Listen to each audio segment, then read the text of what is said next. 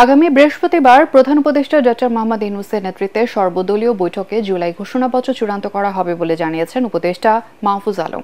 তিনি বলেন, ঘোষণাপত্রের বেশ কিছু বিষয়ে বিভিন্ন রাজনৈতিক দলের দ্বিমত থাকলেও বৈঠকে সব দলের ঐকমত্যের ভিত্তিতে ঘোষণাপত্র চূড়ান্ত হবে। আরও জানাচ্ছেন ইয়াসিন রানা। রাজধানীর ফরেন সার্ভিস একাডেমিতে জুলাই ঘোষণাপত্রের অগ্রগতি সম্পর্কে জানাতে ব্রিফিং করে প্রধান উপদেষ্টার প্রেস উইং। এ সময় উপদেষ্টা মাহফুজ আলম বলেন, ইতিমধ্যে বেশিরভাগ রাজনৈতিক দল ও বেশ কিছু সংগঠনের সাথে ঘোষণাপত্রের বিষয়ে আলাপ হয়েছে।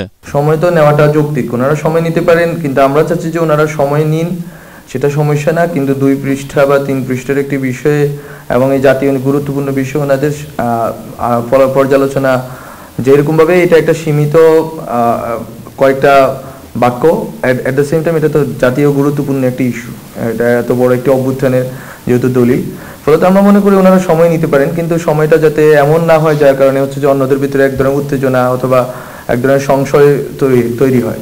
ফলত সবাইকেই এক ধরনের সংযমের দিকে যেতে হবে। ছাত্ররা যেরকম কালকে ডেডলাইন ঘোষণা করেছে, ছাত্রদের দিক থেকে তো এক ধরনের আমরা এক ধরনের চাপ অনুভব করছি যে কালকে ওনারা যদি আমরা কালকে তো দিতে পারছি না।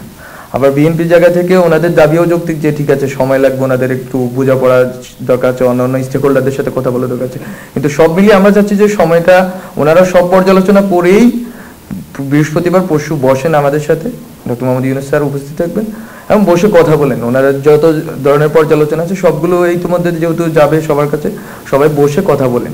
কথা বললে হয়তো এটা একটা আমরা স্পষ্ট হয়ে যেতে পারবো যে কোথায় আমরা গিয়ে দাঁড়াতে চাচ্ছি এবং কতটুকু কাটছাট অথবা কতটুকু যোগ বিয়োগ করতে হবে।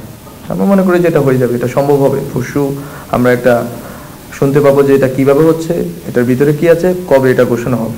বাংলাদেশের জনগণ ও ছাত্রদের নেতৃত্বে হওয়া গণঅভ্যুত্থানের প্রেক্ষাপট ও প্রত্যাশা ঘোষণাপত্রে প্রতিফলিত হবে বলেও জানান তিনি। আমরা যদি চাই যে 3rd আগস্টে 5th আগস্টে আমরা যেভাবে কোনো ব্যানার ছাড়া জনগণ ঐক্যবদ্ধভাবে ছাত্রদের নেতৃত্বে উপস্থিত ছিল, সেম ঘটনাটা আমরা রিক্রিয়েট করতে চাচ্ছি, যেখানে আমরা আশা করি যে ডক্টর মোহাম্মদ ইউনূস স্যার এবং অন্যান্য যারা রাজনৈতিক দলের নেতৃত্ব আছেন সবাই উপস্থিত থাকবেন।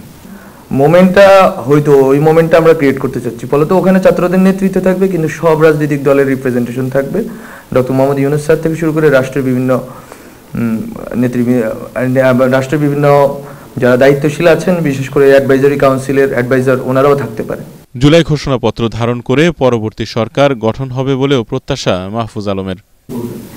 সরকারের দিক থেকে একটি পর্যালোচনা আছে যে এই ঘোষণাপত্র অবলম্বনে সরকার একটি আইনি লিগাল ডকুমেন্ট প্রস্তুত করার একটা পর্যালোচনা আছে। সরকার ভিতরে পর্যালোচনা চলছে যে এই ডকুমেন্টকে, প্রক্লেমেশনকে ধরে আমরা একটা লিগাল ডকুমেন্ট প্রস্তুত করব আমাদের গভর্নমেন্টের ন্যায্যতা এবং সবকিছু মিলে। এটা অনেক আগে হওয়ার কথা ছিল, কিন্তু আমরা জনগণ থেকে আসার আগে আমরা করতে পারছি না। এটা আমরা মনে করি যেটা জনগণ থেকে আগে আসুক, সবাই মিলে যেটা প্রক্লেমেশন হবে সেটা সূত্র ধরে আমরা করব।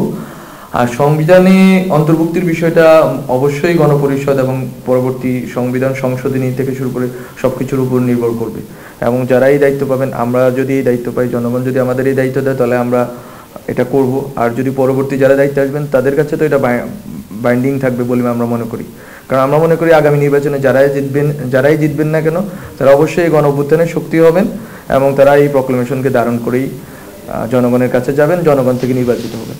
বৃহস্পতিবারের বৈঠকে জাতীয় পার্টি সহ গণ অভ্যুত্থানের বিপক্ষের কোনো রাজনৈতিক দল অংশ নিতে পারবে না বলেও জানান উপদেষ্টা মাহফুজ আলম। আমরা মনে করি যে জাতীয় পার্টির ভূমিকা সম্বন্ধে অলরেডি আমরা স্পষ্ট, যেহেতু আমরা তাদেরকে কোনো মিটিংয়ে ইতিমধ্যে ডাকিনি, এই বিষয়ে তাদের পরামর্শ বা তাদের সাথে কথা বলা আমরা যৌক্তিক মনে করছি না। ইয়াসিন রানা, এটিএন বাংলা, ঢাকা।